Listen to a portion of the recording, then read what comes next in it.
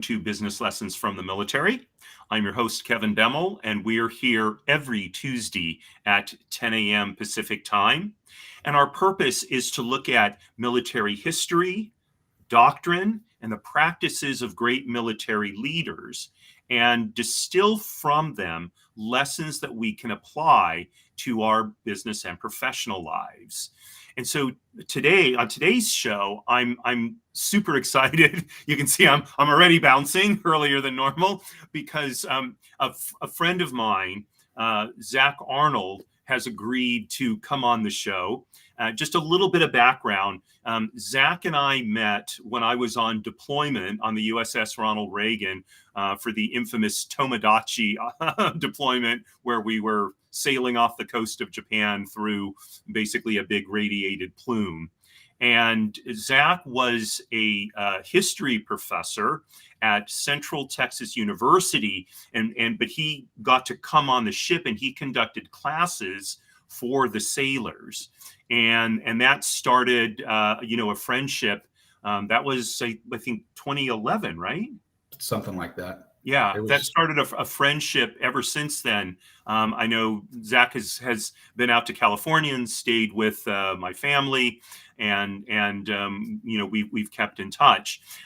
Interestingly enough, Zac is now a seminary student, and much of what we connected on when we were deployed together was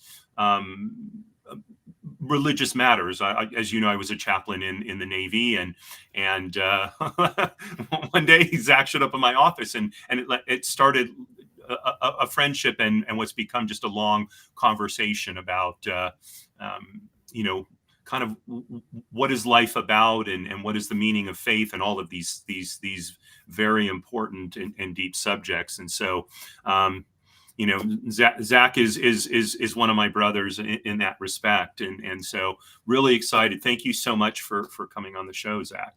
Thanks for having me. I really appreciate it. Yeah. So let's start out for just at least a couple of minutes, if you don't mind, sharing a little bit about your background, so people can kind of get a little more flavor of who you are besides being my friend. So yeah, sure. I have my undergrad in history from University of West Florida in Pensacola, Florida, which is where I'm from originally. I'm a little overeducated in the master's degree departments. I got my first master's in military history from Norwich University. After that, I took the job as a professor at sea for Central Texas College, working for the Navy. And I did that for about 6 years. While I was doing that, I got another master's degree in political science. After that, so I taught for 6 years for Central Texas College. Then I taught for 6 years in the middle schools, 2 years in Atlanta and 4 years in Pensacola, civics and history mostly. Then I decided I heard the call and I applied to go to seminary. I was accepted. I went to South Florida, St. Vincent de Paul Regional Seminary, and earned a master's degree in philosophy. And I did a year in a parish just this past year. And now I am at Sacred Heart Seminary and School of Theology in Milwaukee, Wisconsin, where I'm pursuing my MDiv. Oh, fantastic. So yeah, perpetual student, it feels like. Well, perpetual learner, which I think is true. Yeah. It's a wonderful thing. And then once you have your MDiv, will you then be, I don't know what the term would be, but you'll become a Roman Catholic priest? Is that correct? The goal is to be ordained a Roman Catholic priest in about ideally 4 years from now. Oh, okay. Wow. So this is a long journey then. It is. Yeah. The entire seminary process is about 7 years, which is about exactly how long Jacob had to work for Rachel. So that is hopefully later. There's some symbolism there. Switch on you, and you'll end up becoming a rabbi. So, in preparing for the show, you let me know that you wanted to talk about really one of the central figures in English history, and that is King Harold Godwinson. And just to set it up a little bit, King Edward died in early January 1066, and Harold succeeded to the throne, but then he was challenged by William, who became known as William the Conqueror, which really set up the Battle of Hastings, and a major shift in English history. So, tell us, and we're really dealing with the time period from January to October 1066, right? And so, tell us, if you will, about Godwinson. He was a king, but I take it that, unlike today, kings were on the battlefield, and so they were military as well as political leaders. That's often true, but it's not always true. And in this case, it's interesting because Edward the Confessor, who had been King of England for quite some time, he was very much, I remember his name, Edward the Confessor. Mm-hmm. He was not a warlord. He was not a military ruler. That just was not in his wheelhouse. He was very much the pious ruler, the diplomatic ruler. But he needed somebody while he was ruling to really be kind of his right-hand man, his hatchet man, right? The guy that's going to do the dirty work. Harold's father was that man originally, a man named Godwin, but then he died in the late 1050s, I believe it was. And so Harold, he wasn't the oldest son of Godwin, but he was the oldest son still in good standing in the Kingdom of England when all this went down. So he became kind of this unofficial, I wouldn't say co-ruler. The technical term was Dux Bellorum, which is Latin for Duke of War.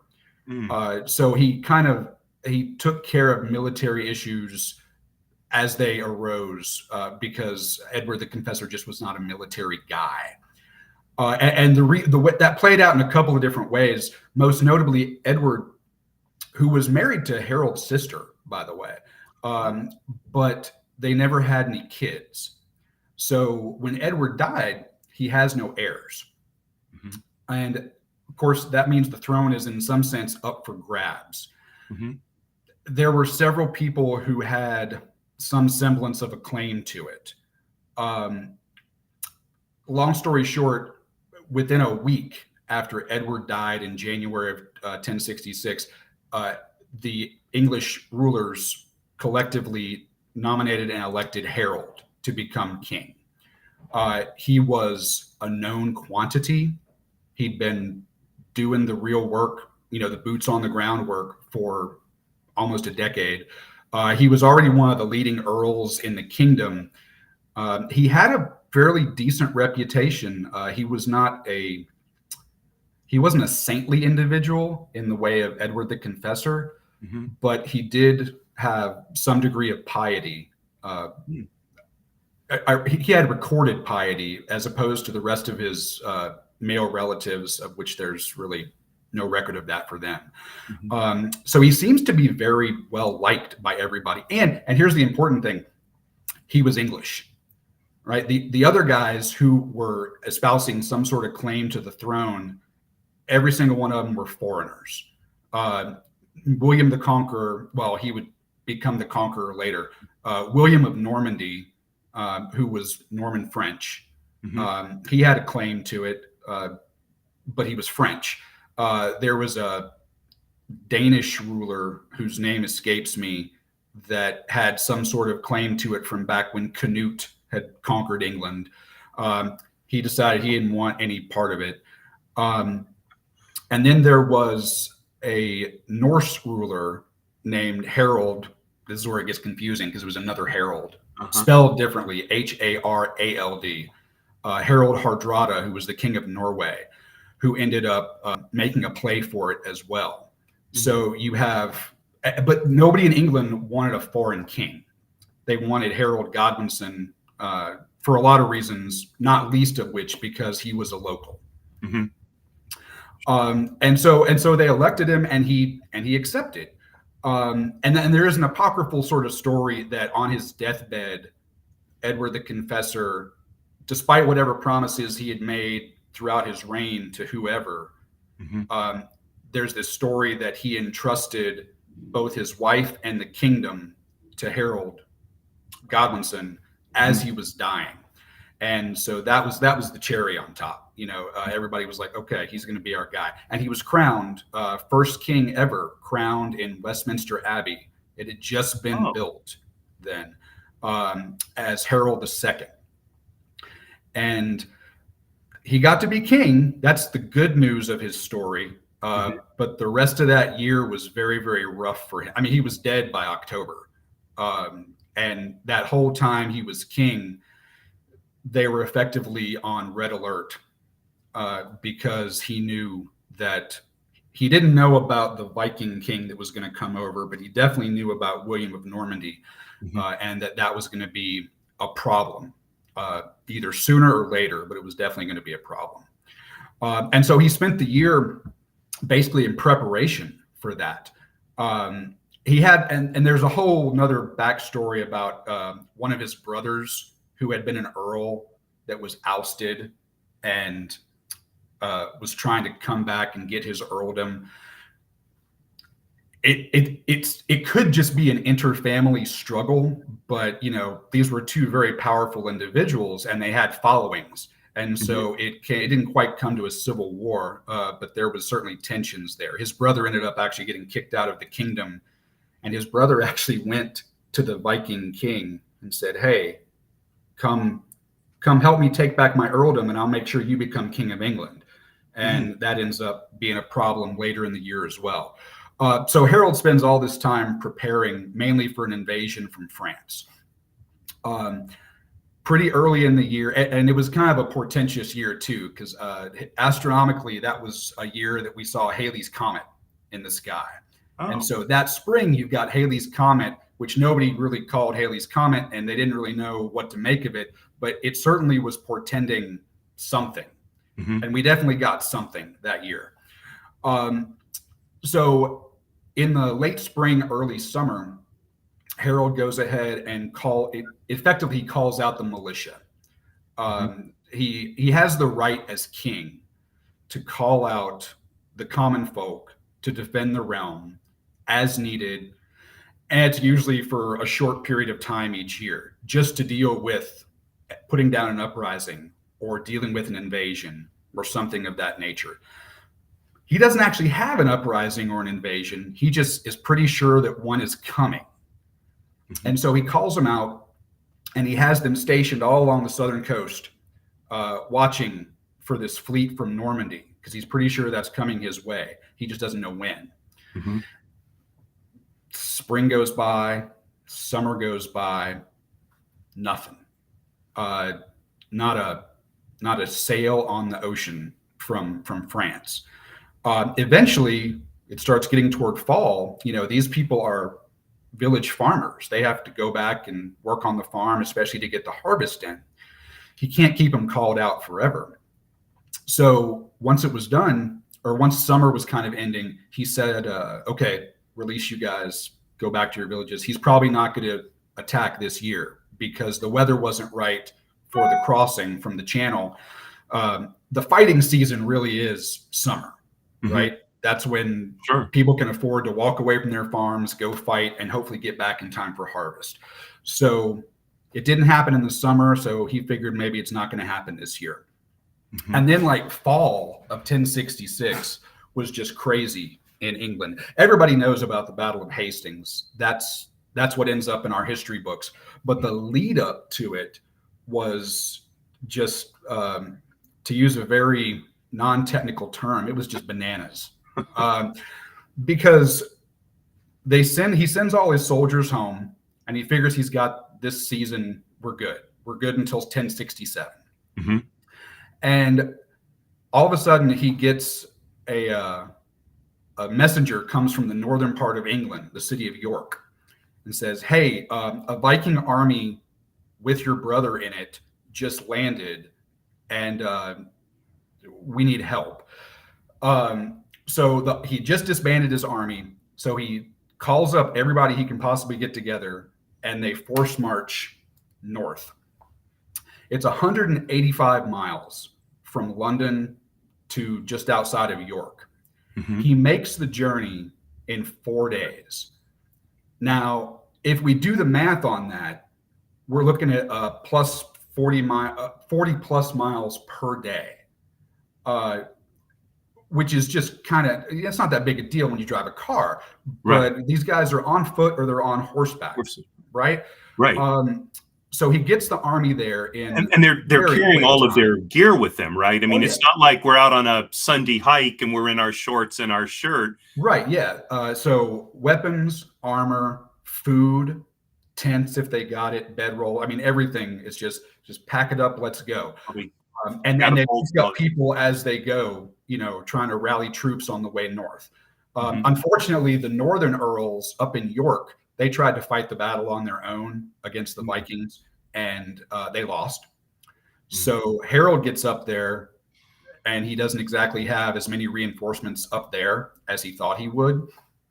Again, kind of make a long story short, he manages to show up kind of unexpected. He ends up catching the Viking army somewhat by surprise, and he defeats them. So this battle up there is called the Battle of Stamford Bridge, and it takes place between Harold Hardrada, the Viking king, plus Harold Godwinson's brother, whose name is Tostig. And they're fighting against Harold Godwinson.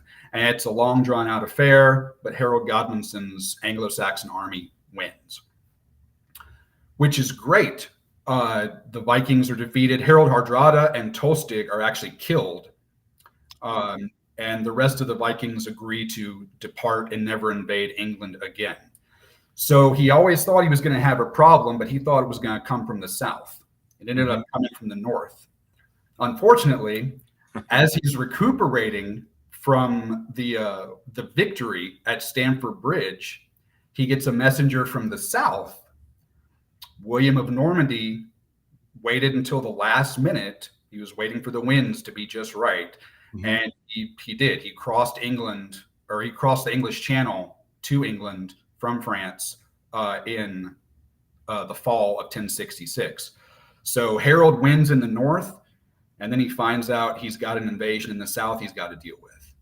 So he does the exact same thing in reverse. He gathers up everybody that can walk or ride, and he marches south again in jig time. He gets down there, and he's got to confront. He stops in London very briefly to kind of catch his breath and gather up a few more troops, but he doesn't stop for long. And then he heads south to confront William. And then in October of 1066, he and William go head to head at the Battle of Hastings. And at this, it's just a one-day battle. It lasts all day, but at the end of the day, Harold Godwinson is killed and his army is routed. This is October. William spends the next several months just kind of bouncing around southern England, sacking castles and villages, and he's eventually crowned King of England on Christmas Day, 1066, largely because there's no other claimants to the throne, right? The Norse, the Danish king still wanted nothing to do with it. Harold Hardrada was dead. Harold Godwinson was dead. There was a young, it's like a 15-year-old boy. His name was Edgar, who had a blood claim from some previous grandparent. But he was a boy, and he really didn't have the chops to be doing what these guys were doing at that time. And so William was pretty much the last man standing at that point.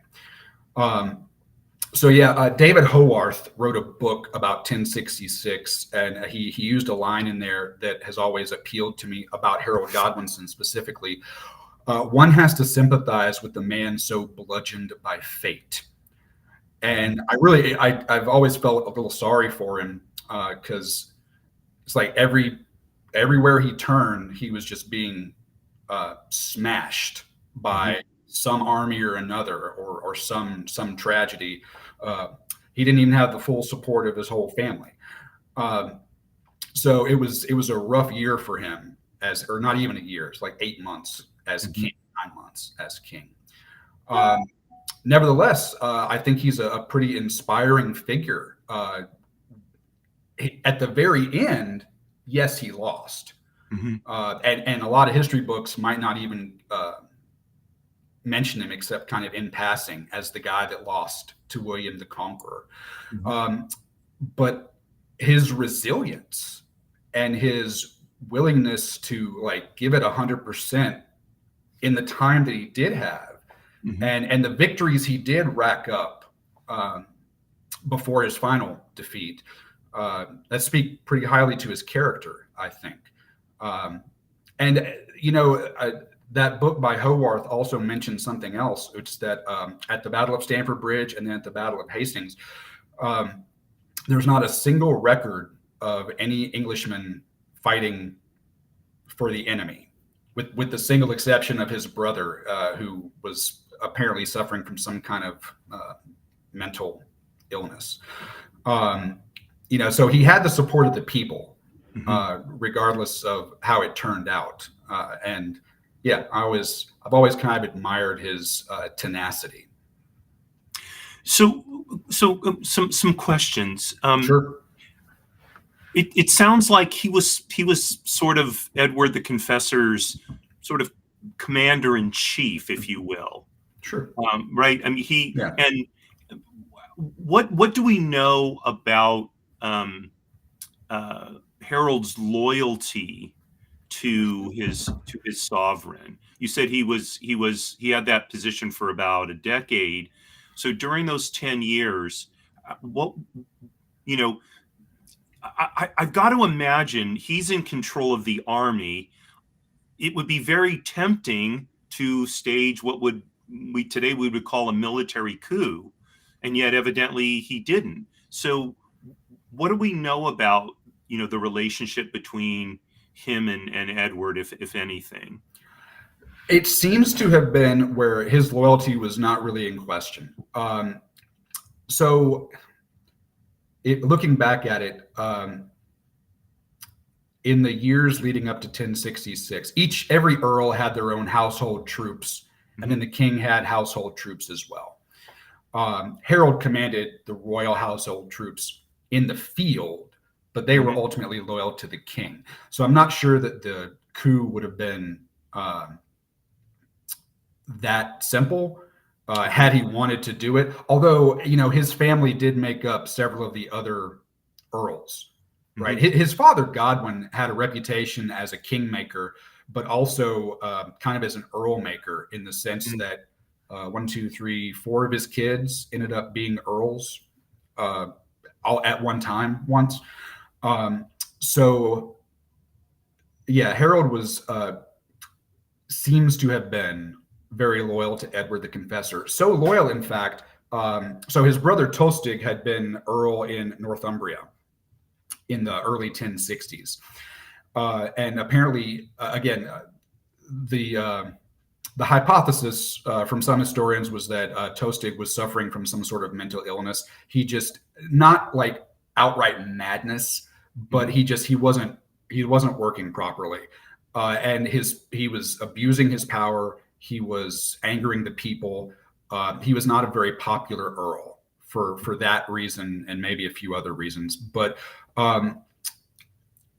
there was a revolt against Tostig Godwinson, and Harold was sent north by the king. He's like, fix it. Go take care of that. And Harold went up there to fix it. And Tostig thinks, oh, my brother's going to help me fix it.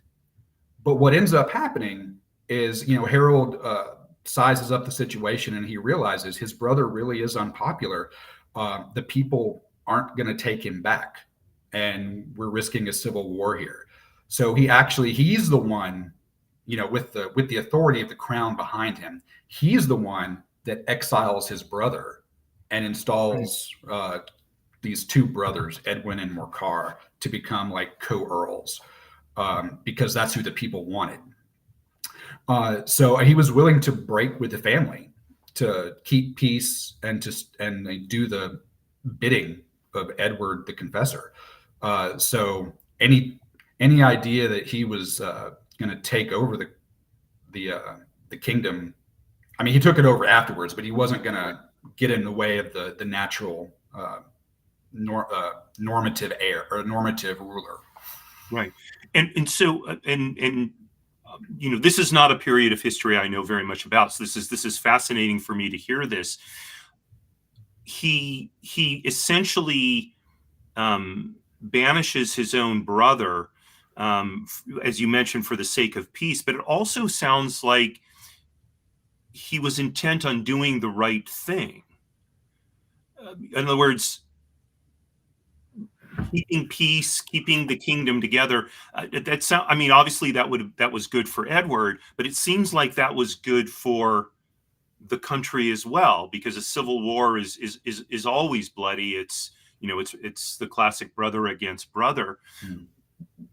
What impact, if any, do you think that may have had on what then became Harold's succession to the throne, in terms of being supported by the other earls, right? That sort of, I don't know, it seems to me the commitment to doing the right thing for, his country, if we can think of it in those terms, over 1,000 years ago, Right. or 1,000 years ago. Do we have any idea of what impact that aspect of his character had on the other earls who essentially made him king? Well, some of the earls that made him king were his brothers. So they had like a nepotism sort of interest in all that. Well, that doesn't mean they didn't also recognize his good qualities. I think for most of the people that wanted him to be king, again, the idea that we already knew he was good at his job, he could keep the peace if necessary, and like you say, he was willing to put the kingdom before family. And he's one of us, right? He knows our language, he knows our customs. He's English. Mm-hmm. And I suppose you could probably also say, he's here, right? He was there in the capital, right, at the time when the succession needed to take place. He wouldn't have to be sent for from afar. Not that they wanted anybody from overseas anyway.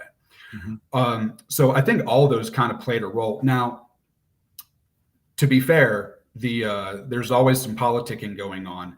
So as soon as one of the first things that happened when he became king was those two northern earls, the two brothers that were not related to him, by the way,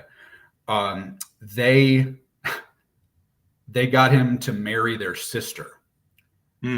So there's some, dynastic ambition on their part, but also marriage alliance on his part to secure the North and make sure they stay loyal, because the southern earldoms were his family. Okay. So, but he was willing to make, I guess, I don't know, maybe she was a real catch. I don't know if it was like she was willing to make that or he was eager to marry her.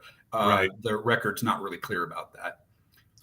I do think that there is a business lesson here, because one of the most difficult tasks that businesses have, especially family businesses, is this whole issue of succession. So you have the founder, or you have founders. Typically, they're if they're successful, they're pretty hard-nosed businessmen, and oftentimes charismatic. And they have other people working at the company who would seem by rights to be the natural successors, right. and yet the succession plans in these companies oftentimes are non-existent or incredibly chaotic, and for an individual who exhibits the qualities that Harold Godwinson exhibited, where he was willing, if necessary, for the sort of greater good to, break with the family. I think that, that would be something that, if I were advising someone on business succession, I would say, well, that's a good trade, because oftentimes these family businesses fail because the family is the most important thing, not the ongoing success of the business. And so there's a key trait there. Yeah, I think anybody that's watched Game of Thrones knows succession makes things messy, right? Business or royal succession. And he learned the lesson really from his father, right? His father was a very ruthless individual, significantly less pious than his son. But he was able to make at least three people, help them become and succeed as kings over the years. And he was, remember I said earlier that Harold Godwinson was not the eldest son. The eldest son, whose name was Swain, had actually, depending on which source you read, he either ran away with, like eloped with, or he abducted a nun from a convent. And so his father had to, because the king was very upset about that, Edward was very upset about that, his father had to exile him. So, Harold had seen firsthand, how we have to make sacrifices even within the family for the good of either the rest of the family or the realm as a whole. That's even today, I think that would be pretty controversial, right? But 1,000 years ago, wow. So, even though his father was more ruthless than he was, evidently, and less pious, and yet there was still this. He set an example that there is a line that you do not cross, right? And presumably his son learned that lesson. So then moving forward, now he's king, and he reminds me of the current well, actually he's not current now. The recently departed CEO of Starbucks, who came into the company at a very chaotic time. Starbucks is having a lot of challenges with unions. Their business in China is facing tremendous competition, and here's this guy, sort of plunked down in the middle of it, and he doesn't come even from the food service industry. He came from a different industry, and he's got all of this chaos swirling around him, and he's trying to get his arms around it. And the bottom line was he just never was able to. And I think he was CEO for maybe about a year. He's already been replaced. So he was not able, he had no victories, during the chaos. And here's Harold Godwinson, who maybe in the end he loses at the Battle of Hastings, and there's undoubtedly reasons why, perhaps because of a misappreciation of what he needed to do to defeat William, but nonetheless, he, as you mentioned, he tremendous resilience, tremendous what's the word? Not innovation, but just like to march an army 45 miles a day and go into battle, and then to turn around and essentially do the reverse. I mean, those those are the military achievements of a General Patton in many ways. So what do you think was in Harold that I don't know if the word is compelled, that supported him in doing that? Because most military commanders, I don't think could have done that. That's a good question. I think there's probably two answers to that. One is a sense of duty, because once he became king, it really is the duty of the king to defend the realm, body and bone. All the way through, and that's, I suppose that's true now, King Charles, but much truer then in a practical sense. Mm-hmm. Um, and the idea of Vikings own half of the north of England and the English own the southern half of England wasn't new in 1066. They'd done that before. When they couldn't beat them, they just let them live in the northern part of England and paid them a certain amount so they wouldn't come to the south, right? So Okay. that was an option when Mm-hmm. the Vikings invaded the northern part up at York. He chose not to go that route because, again, he wanted to try to keep the kingdom whole and I suppose defend it, including the people that lived up there. That's one part of it. The other part, which I guess is kind of related to it, is the fact that it's not just a duty in a political sense. Um, the mindset at the time is it is a sacred duty. Mm. Like it is incumbent upon him, not just as a secular ruler, but also ordained by God. Like he might get to be king, and it's good to be king. But remember, one of the burdens of being chosen by God to be king, that whole divine right, is that I've got obligations that Mm-hmm. most people don't have. And if Mm-hmm. that means I've got to, go the extra mile, or in this case, the extra 185 miles to get up there, Yeah. then I do. Mm-hmm. And like I said, there's a possibly apocryphal story that Harold had a sort of paralysis when he was younger, Mm. and that he had been like miraculously cured. And I believe it was at Waltham Abbey, which is kind of the root of where his personal piety kind of came into the historical record Mm-hmm. and came into play. So I think he seems to have been someone that felt I feel like he felt that religious duty Mm-hmm. maybe a little stronger than other kings that may have seen themselves primarily or even only as secular rulers. Mm-hmm.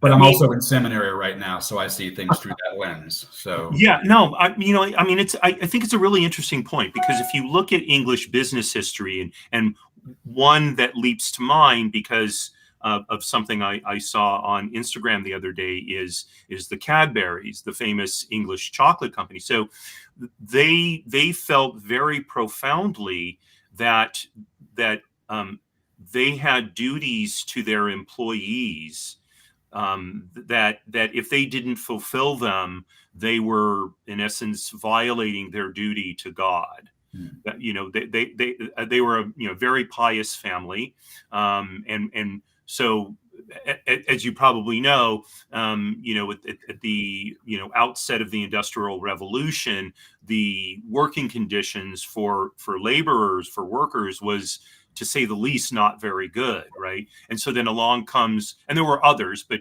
Cadbury, like I said, is the one that jumps to mind, saying no, this is not the appropriate way to treat workers, especially female workers, Hmm. where we put them in a dangerous situation and in a spiritually dangerous situation where they're taken advantage of by male supervisors and these kind of things. So it occurs to me that this obligation that Harold Godwinson felt uh, translates into another business idea, kind of by way of people like the Cadburys, that we who run businesses or run professional practices, we have duties to our team members, our employees, whatever we're going to call them, and the fact that we may be the CEO or the COO or whatever,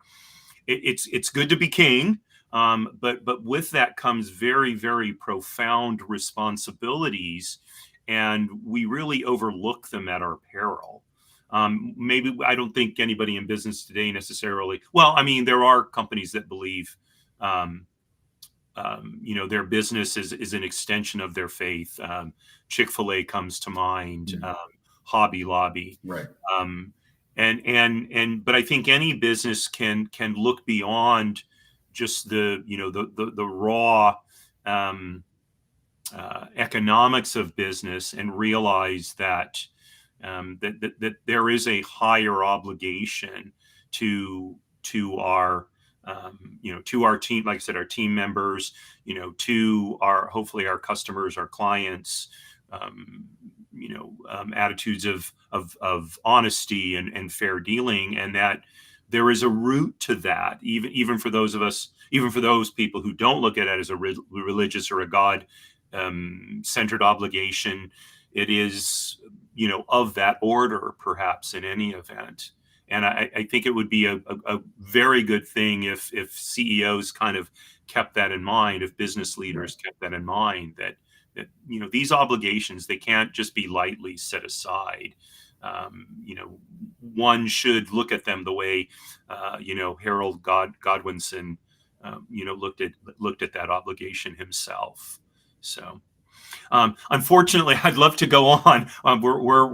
We've run out of time. So gonna have to have you back on the show again.